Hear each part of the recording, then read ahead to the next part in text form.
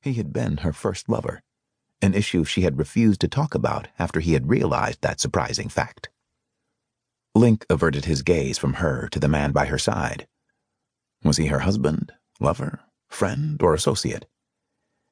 He released a deep sigh, realizing he didn't have a right to know the man's relationship to Raven, nor did he have a right to feel the heated jealousy that suddenly ripped through his gut.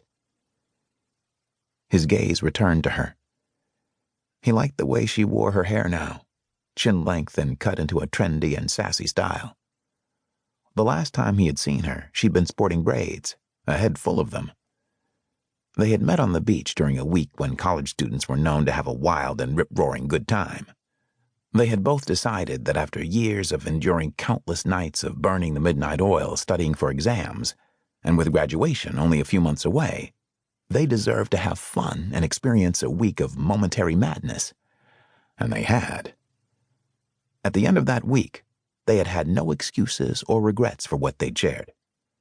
Their time together had been too special for either.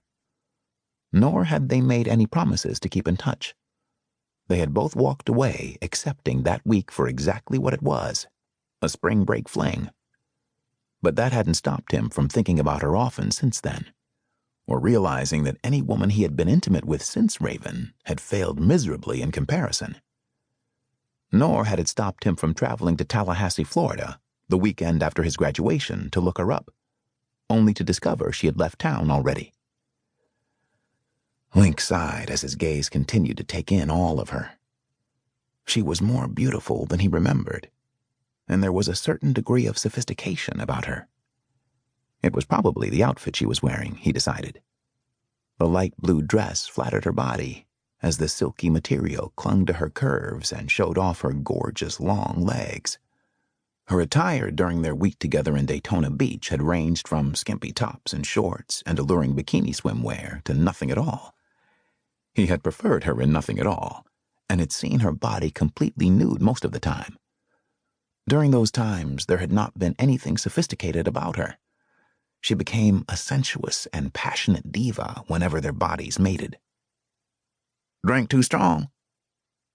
Link glanced up at Flint and saw the man looking at him quizzically. "No, the drink's fine." When he glanced back in the direction of where the couple had been standing seconds ago, he saw a hostess leading them to a table on the other side of the room. Link's irritation grew, and he frowned into his drink before taking another sip. "You sure the drink's okay?"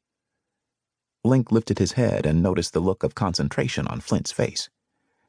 "Yeah, I thought I may have recognized someone," he said, once again glancing across the room. Following the direction of Link's gaze, Flint studied the couple being escorted to a table. "Which one do you think you know? Raven or the man she's with?" Link lifted a surprised brow. "You know Raven?" Flint lifted a brow of his own. "Maybe," he answered smoothly, as a hint of a smile played at the corners of his mouth. "Do you know her?" Link stared at the bartender narrowly. He felt like he was being cross-examined and didn't relish the feel of that one bit. He also couldn't help but wonder what Flint's relationship was to Raven, since the man had suddenly gone from friendly and talkative to tight-lipped inquisitive. A real IRS man. Link shrugged. He would never divulge to anyone the extent of his past relationship with Raven.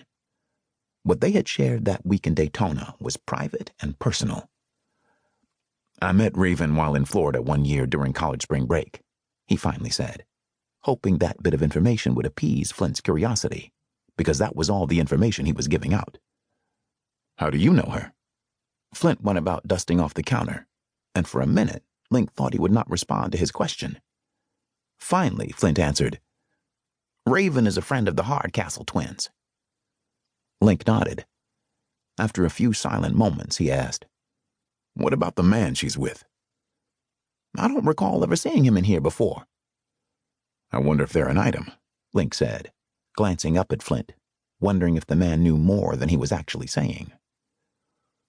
Flint stared at him a moment before leaning over the bar and saying, "If you really want to know that, why don't you just walk over there and ask her?" Link couldn't help noticing the challenge that flickered in Flint's dark eyes. He returned his stare. "I won't go that far, but I don't see anything wrong with saying hello."